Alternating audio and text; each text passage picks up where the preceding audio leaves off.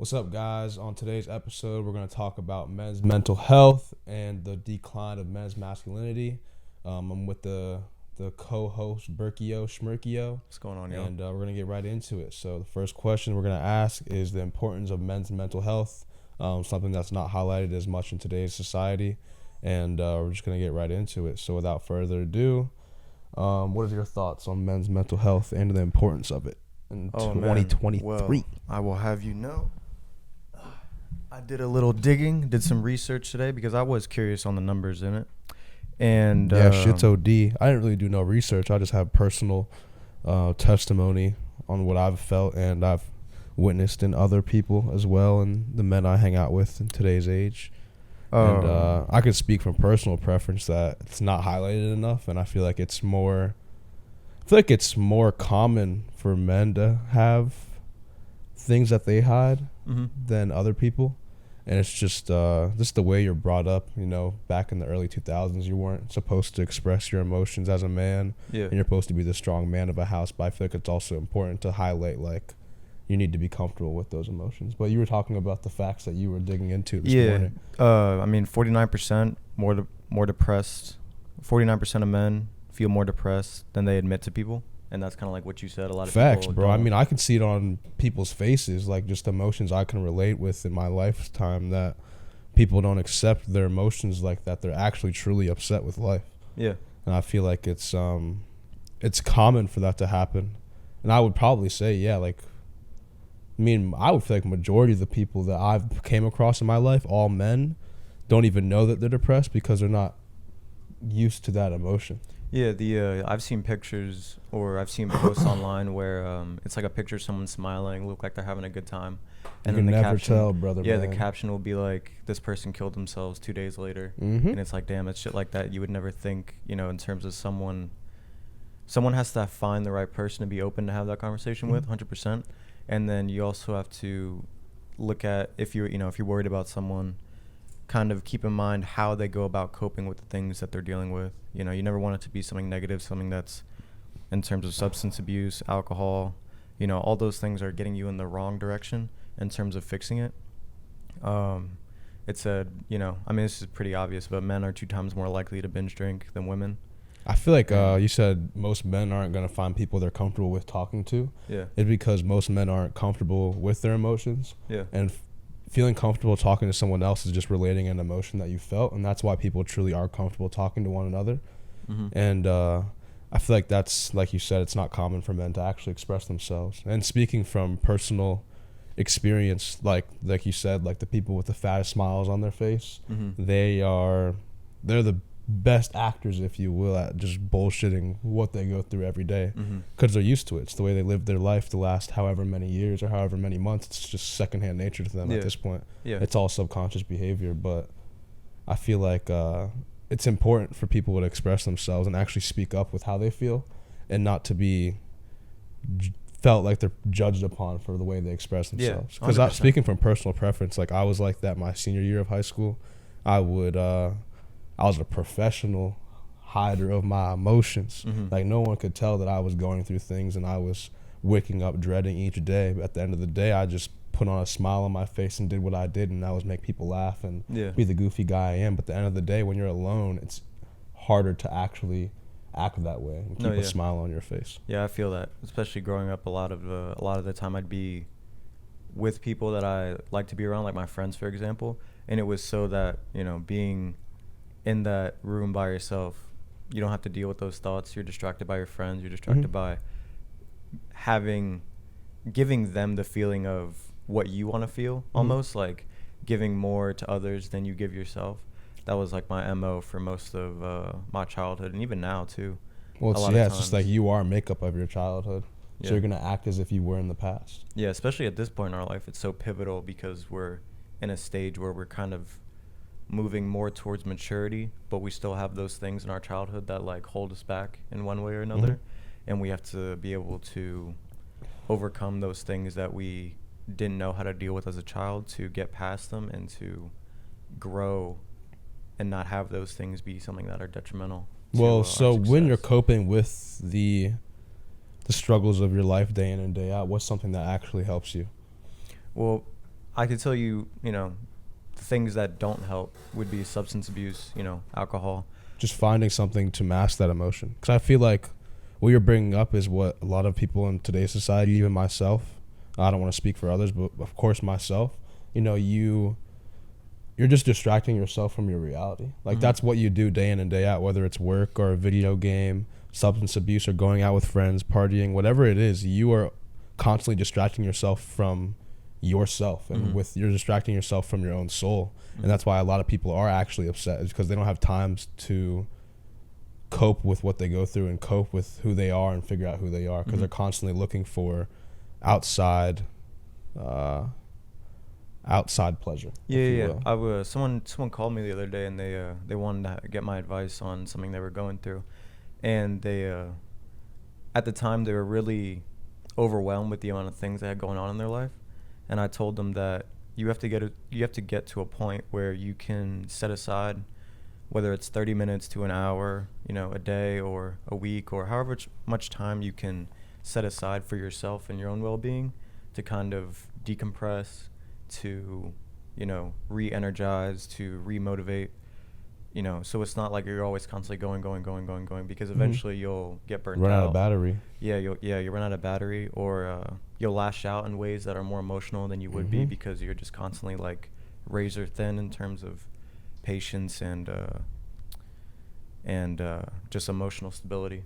One thing that helps with me to like cope with negative emotions I feel day in and day out is just waking up with the attitude that I'm grateful to be here, because there have been points that I haven't wanted to be here, and waking up with the thought that I'm actually breathing today and I'm grateful to actually step out of bed and actually do things, because other people don't have that opportunity. It actually has came a long way for me, and just paying it forward, like trying to pay that attitude forward and seeing other people feel that emotion that I always wake up with is something that helps me, go through my days and cope with things that I struggle with. Yes, gratitude is super, super important. A lot of people aren't necessarily, that's not their first thing to think of, because we do take a lot of things for granted. And the higher society, or the higher class you get in society, we're in a first world country. There's a lot of things we take for granted. There's a lot of people in a lot of other places that barely have food to eat, clothes on their back. Yeah, we got it good. I was just talking to Ethan last night. We got it. We got it good. And it's the better that we have it, we have to understand how blessed, and I mean each of us are, whether you want to see it as a blessing or not. You're in a situation where you don't have to worry about things that a human being, a couple hundred years ago had to think about every single day. Let me ask you a question. Now, it used to be that men needed to be the breadwinners, right? Yeah.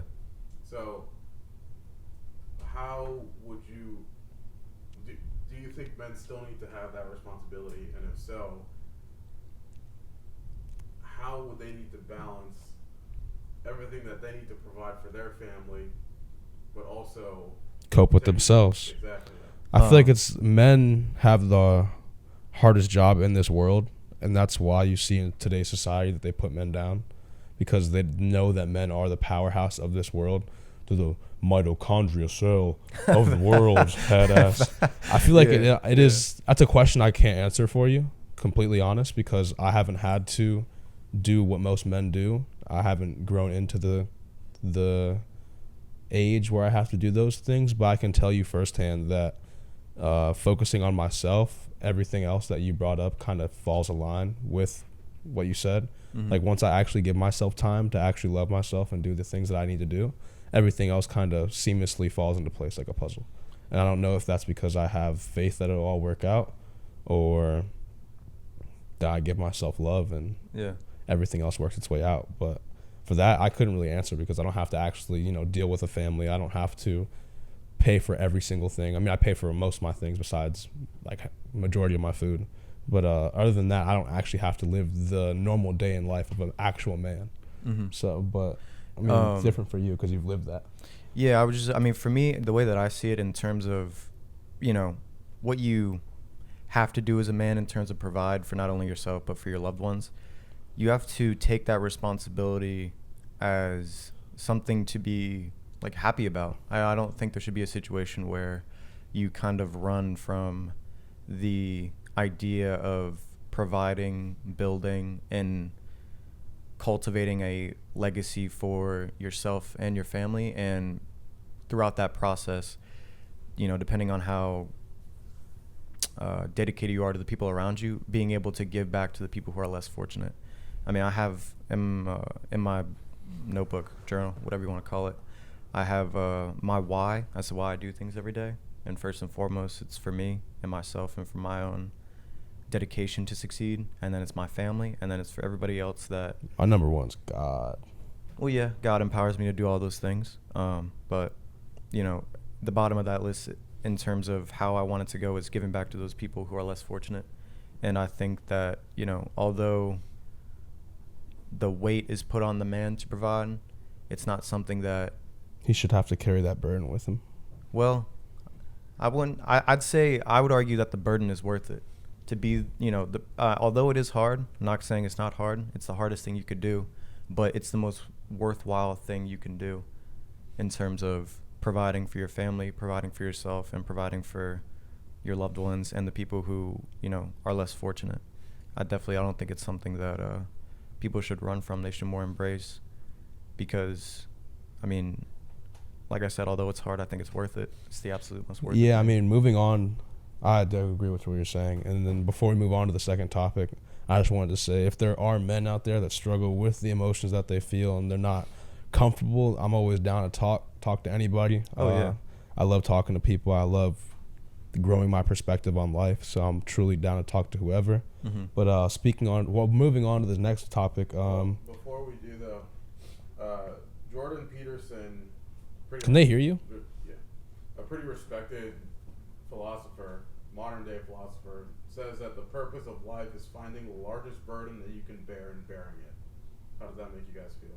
You don't grow without, you know, if you're staying the same, you're not going to grow. Yeah, the bigger. So I agree with what he's saying. Yeah, the bigger the burden, the more challenging it is. The more, like I said, the more worthwhile it is.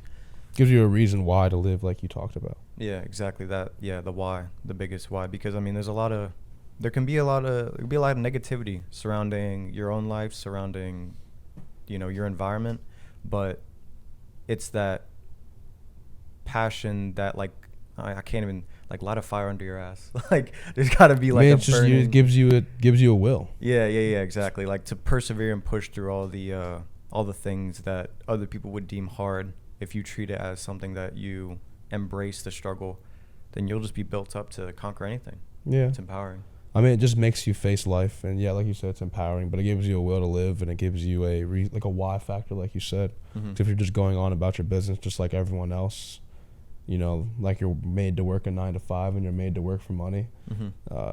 It's not gonna go the best way. Yeah. So then, what would you say to the young men who think that life should be about money and materialistic things, but also not being tied down to one single person? I'm gonna let them live. I mean, everyone has free will, and I can't control a man's free will. You know, I don't disagree with the way he thinks, but at the end of the day, we all have our different perspectives on life, and I wouldn't say he's necessarily wrong. I would just say in due time that he'll figure out what's right for him, because he's young at the end of the day. And even my perspective on life may change down the road. You know, maybe I'll be the man that says I need another bitch and I need multiple millions of dollars and I'm going to live for money, blah, blah, blah. But at the end of the day, like, it's his free will. I can't tell him how to control it. Yeah. I'm just a man. I'm not one to judge. I'm not going to really do anything with that. So yeah. I think for people, you know, younger generations who have that aspiring motivation to make as much money as you can, to live a bachelor style life, I think it would be great. It'd bring you a lot of experience, you know, for a portion of your life, but it gets to a point where there's just more fulfilling things out there than the things that you could find right around the corner, or the things you could find in a club, or, you know, so on. Just like we're talking about. I was just talking about this last night actually with a member at the gym, and we were talking about like the hookup culture and mm-hmm. like how women or female bounce from person to person, mm-hmm. and I don't know how people can do that. Because like I think about like the meaning of life and like how men carry sperm mm-hmm. and they can reproduce with a female. Mm-hmm. It's just like do you not think about that seed that you carry throughout life? Like, it has to have some significant meaning. Yeah. And you're just going around wasting it. And I was just talking about that with another guy. He's a actual fellow Christian. We actually pretty cool. We'll meet them eventually. We're about to hoop in a couple weeks. Dope. But they're pretty dope dudes, and we were just talking about that. And he kind of agreed. He basically did agree, but not very talkative person. But it's just the hookup culture is kind of blasphemous to me, because it's just you carry around the seed. You have such power to recreate life, and it seems like that's the overhaul meaning of why we're here. That's what as we know it, because that seems like a pretty significant thing you're supposed to do, is reproduce and make different, like, more humans evolve, et cetera, but people just waste their seed and go around hooking up with people, and that's why I don't like that culture, personally, because I'm still figuring out the answers to life. So in that culture, it brings upon situations that people aren't ready for, and then it's like at least for me personally, when I bring a child into this life, I want that child to have the best possible chance it has to succeed and to live out its life. So I wouldn't want to do anything that jeopardizes that circumstance before I'm ready to do that. And I think if men and women both are, the hookup culture affects both of them. I think if you... I feel like I lose a part of me when I hook up with people. Yeah, you do. I mean, I don't hook up with... I'm saying on air, I don't hook up with a bunch of people, but I feel like... Back in the time. Yeah, like, years in the past, if I do hook up with a person, a female... if I do hook up with a lady, I feel like I lose a part of me. I feel like it's probably the largest energy exchange you could really have is a soul tie, and I feel like I lose a part of my soul when I do that. And like you said, carrying a burden, I feel like I carry some type of different weight on my shoulders. And I don't know what it is. I can't really put it into words because I'm not too intellectual about it. But yeah, I don't know. I feel like I lose a part of me when I hook up with people, because it's such a big energy exchange, and I feel like, it's just a big energy. I mean, exchange. it's a distraction too, like we were talking about earlier. Distraction from the self, Yeah, you're giving so much, lustful energy into, the other person. You put that energy into yourself. Exactly. That's what a lot of people distract themselves, the people that are focused on money and focused on the materialistic things and focused on, the hookup culture. It distracts you from yourself and yourself growing. So when all those things fall, who are you?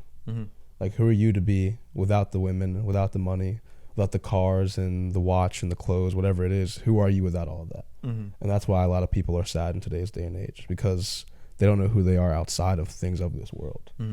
And that's what I've been trying to work on the last couple of years. Yeah, money can definitely inflate the ego to a point where you strip away those things, like you just said, and the person that's behind it is a completely different person than the persona that they give off. And that's why it's super important to embrace the journey and not think that you only make it, or you're only a good person if you establish success and wealth. You want to be sound and morally conscious from the bottom all the way to the top, no matter how you get there. Facts. And I fuck with those questions, Fran, for sure. The man behind the camera. For real. Shout out Big Ounce. Big Ounce. All right, so moving on, if we're good, moving on to the second part. It's kind of something that came along with across social media. It was kind of this cool page that has quotes and it makes people think, and I reposted it, and I just wanted to highlight it today. One of the quotes was, "One compliment can make someone's day." Do you have a specific thought process behind that? Whether it's at your job, whether it's at the gym, whatever communal place you go to on a regular basis, which, by the way, if you don't, you should be going to a communal place where there's other people on a weekly, if not daily basis, so you understand human interaction, you understand the importance of just talking to each other, physically in person. Virtually too, but physically is definitely better. Anything down to, "Yo, bro, I like your shoes," or "Yo, if you're in the gym, you're looking jacked today." That person 9 times out of 10 hasn't heard that, or is so focused on getting better than where they are now. They're not trusting where they are. They don't sit back and think, "Damn, progress I made for the gym. I'm even here to show up. That means something," because a lot of people don't. That's what I tell a lot of people when I'm at the gym. Yeah, and so just that little, and you'd be surprised, in terms of networking and in terms of being you know, having a high, I guess, amount of social friends or social group, giving out compliments would go a long way. I forgot where I was going with that, but no, I agree. And like you said, like there's people that come, like I'm a personal trainer up at a gym, and there's a lot of people that come in, and it's like they're like, oh, I'm so late, or I don't know what I'm gonna do today. But I tell them, like, because you can see it on their face and the way they talk about themselves, that they're down about it, and it's just like, dude, you're here. Like most people aren't even here, and it puts a smile on their face. And it's just like, I don't know. I've been doing that for a year, and it definitely one compliment can make someone's day, because I've seen it in everyone's face after I do talk to them. Even you know, just telling them to have a good day, or the way you speak to them, it actually puts a smile on their face, and just catches them off guard. Not only that, I get like a self-fulfillment from it. Like, I truly do enjoy paying it forward, and just helping the human race in general. Like whether my one compliment did anything or not, at the end of the day, I know I still tried to help someone. Well, it helps me a lot to go about my business and put one foot in front of the other. It's inspirational to an extent. You see the person doing something that they're not conscious of, or that they're not looking to improve, but you point out that they're doing something right, and then it starts that positive loop feedback of terms of, oh, he notices that, well, I'm gonna keep going at that. Maybe someone else will notice it. And like you said, in terms of there's this French exchange student working out at the gym, and I saw him. Not bloasting him or nothing, but like he looked way bigger than he was in February, because he came the week before the Super Bowl. Yeah. So he looked way bigger in the start of February than he did from the start. And I was like, dude, you're looking big. And they put the fattest fucking smile on his face. Like, he was sized as shit, dude. Like, he's like, really? Thank you, bro. And then they started talking. I was like, what are you going to hit today? I was like, you want creatine? And I was like, just keep at it. He looked big as shit. And now every single day, like, he looks like, not looking forward to talk to me, but every time I see him in the gym, he comes up to me and talks to me. And there's a smile on his face every time. Because that interaction alone probably made him more motivated to come to the gym today. Or made him give himself more love, if you will. Yeah, and even if, if you're in a situation where you're in a bad spot, mentally, on the given day, complimenting someone will go a long way in terms of improving your mental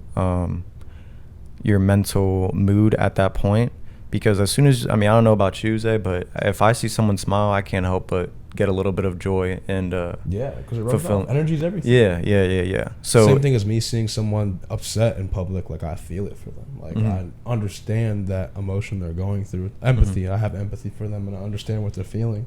So I can't imagine what they're going through or what made them feel like that, because I've been there in my lifetime, and it definitely isn't easy to put one foot in front of the other when you feel like that.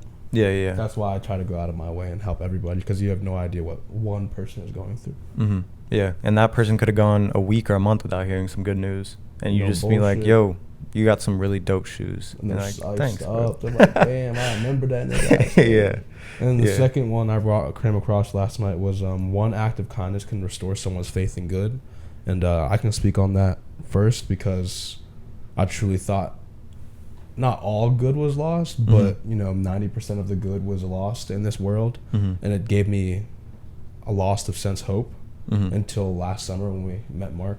But kind of gave me this this false hope that like everyone is just doomed, bro. Like, even myself, like just the way I've came up in this world and everything that I've felt, I just feel like there's been a loss of good and like just good people in this world. I feel like majority of it is not good people, but seeing people actually act in kindness actually has restored my faith in good, and just seeing the switch and actually not looking just for bad but looking for the good instead has actually helped me a lot in the last year. And that's I agree, one act of kindness can restore someone's faith in good. Do you have a thought on that? The point about it being I thought a lot doomed, of bro. We're circling around a lot of bad news in terms of worldly news. They do that on purpose. It is rare that you see some positivity. I thought it was raps around COVID, bro. They're talking about World War III after after Kobe died. I was in the movie theater. I knew it was over, bro. That was the last time I went in the movie theater. I don't know why, I just remember that. The last time I went to the movie theater, I think I saw the Lego movie or something. It was like the Lego movie, and like I just remember looking at my phone and saw Kobe died, and I was like, no fucking way, dude. I like had to make sure, and I checked after, and it was just like my heart dropped because it was just like, bro, homie just retired from basketball like last year, bro. LeBron just broke his scoring record the night before, like, and the fact that he just died, it was crazy. That's why I knew. I was like, this year about to be shitty. And here we are 4 years later, and it's like, and right in the start of 2020, it was literally the first 2 days they were talking about World War III. And that's like, it was like just a meme on Twitter. And, you know, it's escalated as time's gone on throughout this decade. But that's when I thought, like, that's when my faith in humanity and good in this world kind of was just going downhill. Like, I was just like, I don't know. It was just not normal. I don't know. Just seeing the things you scroll across Twitter all day and just the way people talk to each other in comments. And oh, my God. And just like, crazy. Just everything. Like, even myself, I had lost faith in good. But as time went on and I started aligning myself with better people, there's a lot more good out there than you know. I feel like there's more good than bad. It's and just we're so caught up in it. We're so consumed by the bad in this world that it's easy to lose yourself, if you will. I think, you know, although it is apparent, it is out there, it's an abundant. It takes very little effort to switch the narrative for it to be good in your community, in your friend group, in your circle, in the place that you work, the place that you work out. Just be the beacon of positivity to other people, because they probably don't have that outside of, I mean, or just in their day-to-day lives. It's not normal to be positive.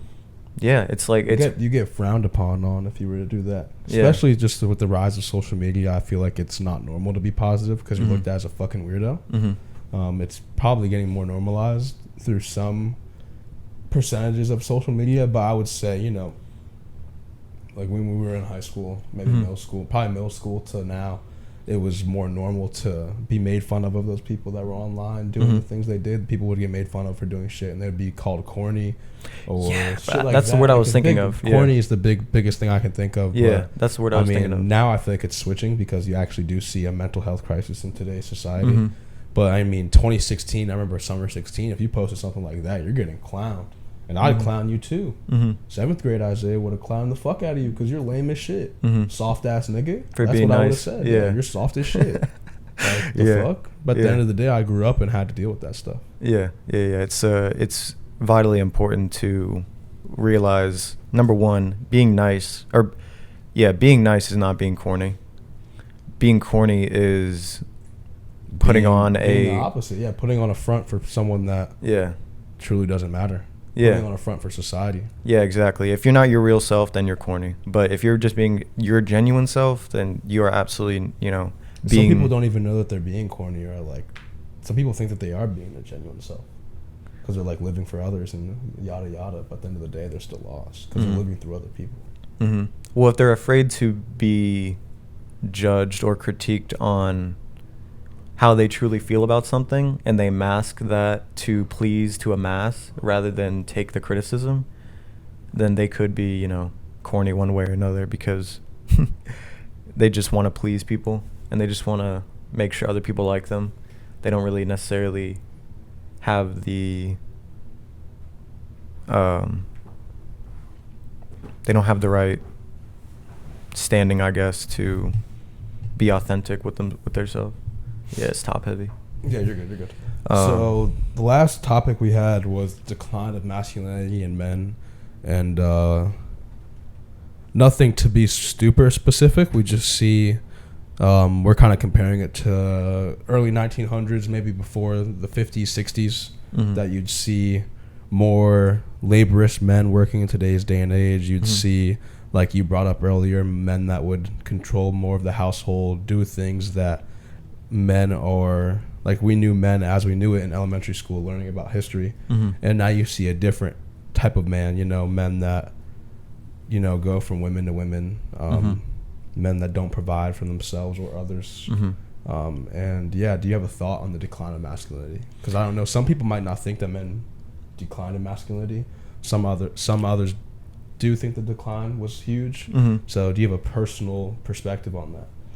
I'd say that, you know, from what I see online and the people I interact with on a daily basis, you know, in terms of masculinity as a whole, as like a overhanging term, I will say that what I brought up earlier about being empowered to conquer and achieve goals in your life, I think there's a lack of that.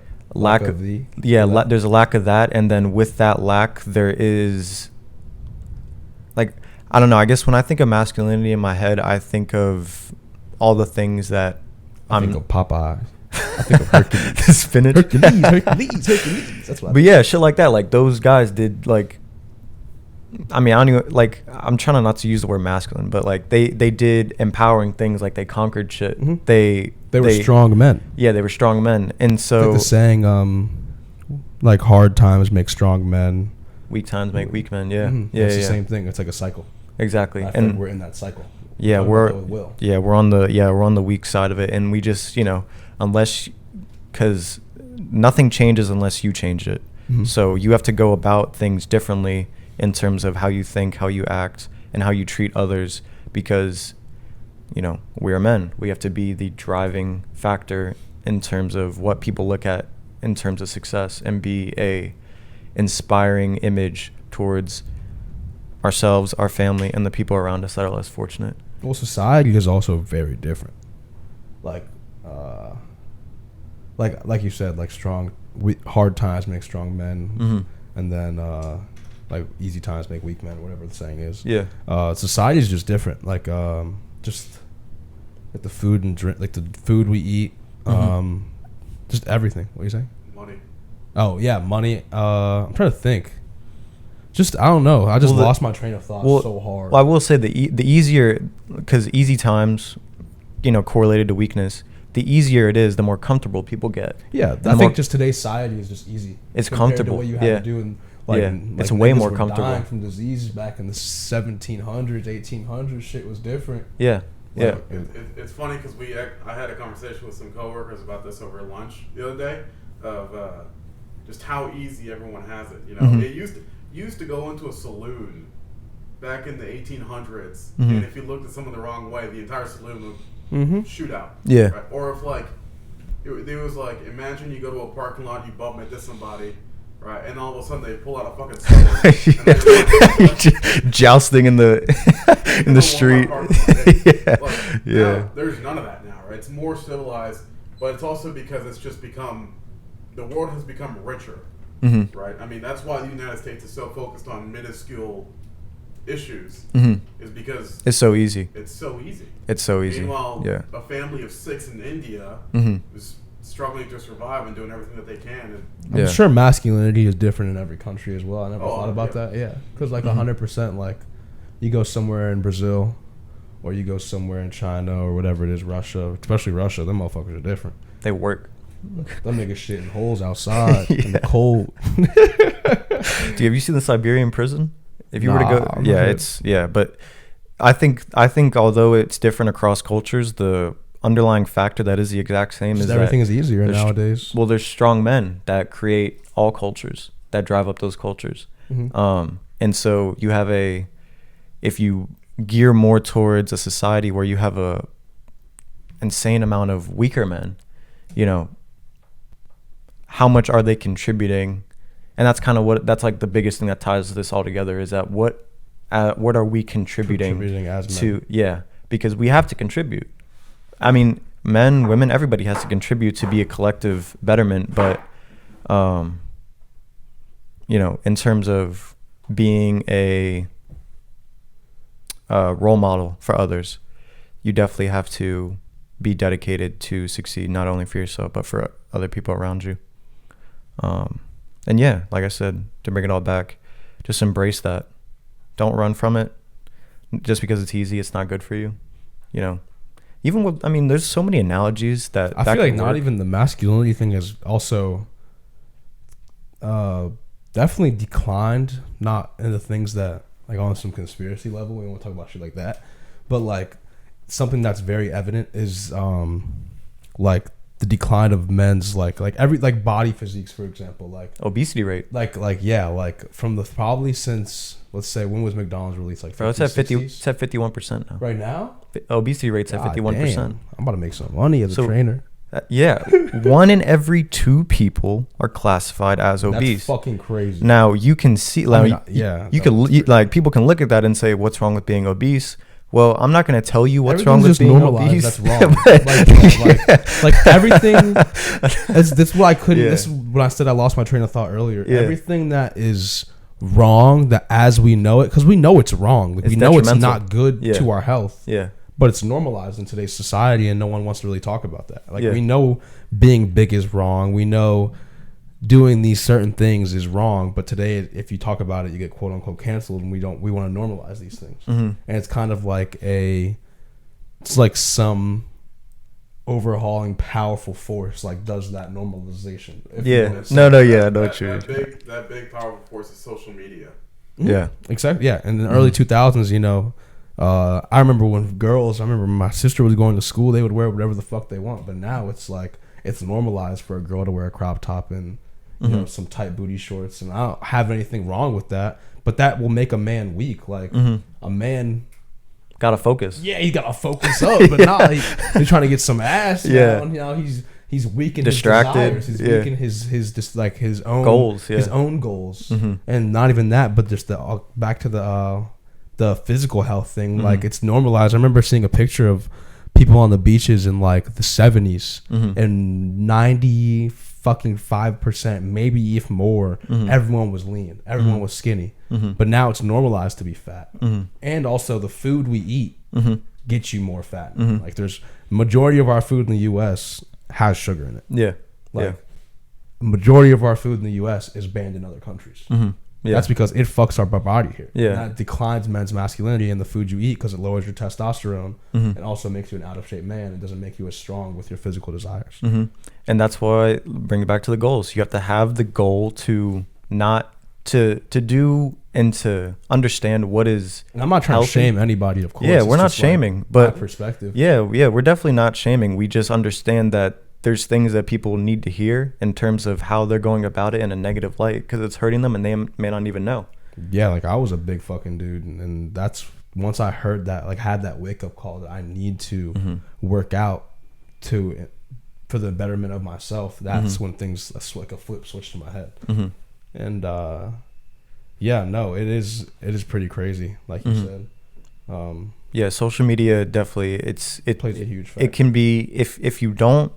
Not only if anybody's watching this, if you're going to be on social media, tailor it to something that is useful to your life in terms of your own goals, whether it be learning about something, learning about something or a reminder about something. I like to follow philosophers and comedians because they actually, those two people, they tell the truth, comedians and philosophers. So I like to be reminded of the truth constantly.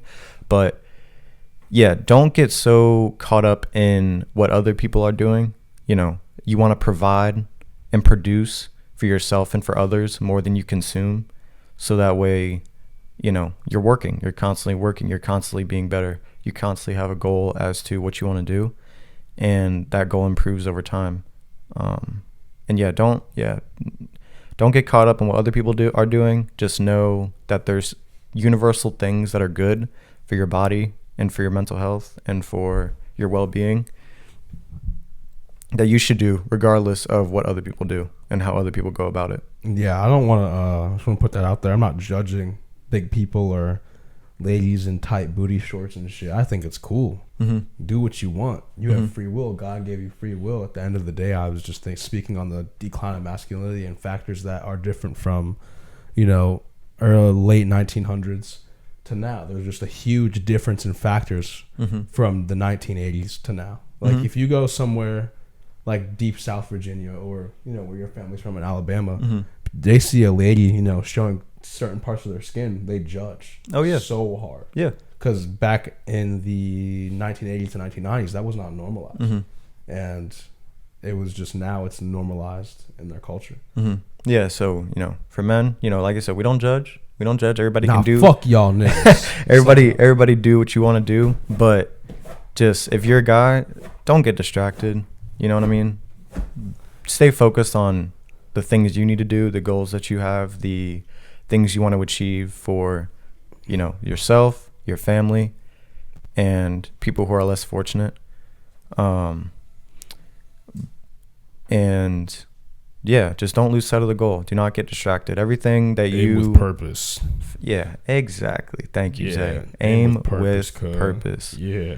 Shout out Ben Carey. He's gonna be so lit when he watches this. He's gonna be like, yo, he remembers me. Yeah, definitely don't lose sight of the goal. Take, you know, stand on what you believe in, and don't get shaken by other people's opinion. There's universal things that are right, that everybody knows to be right. Regardless of other people do it, it's up to them. Just focus on the best things you can do. And yeah, take aim and have purpose behind it, for sure. Amen to that. I mean, we're going to wrap up the episode here. Within the future, probably within the next month, we'll have 3 episodes out. Going to have a local fitness influencer, Big Mike, shout out to the homie. Also, Cam will be back in 2 or 3 weeks. Oh, bet. That'll be a good episode. Y'all are going to get some info on holistic healing. It's going to be dope. And mushrooms. Holistic healing, yeah. And mushrooms, psilocybin. And yeah, we're just gonna have some local guests on, and yeah, we've got big things planned for the future. I appreciate everyone's support and love. And without further ado, I'm out. Wish everyone a blessed day. Peace and love, out, y'all. brother. Y'all have a great one.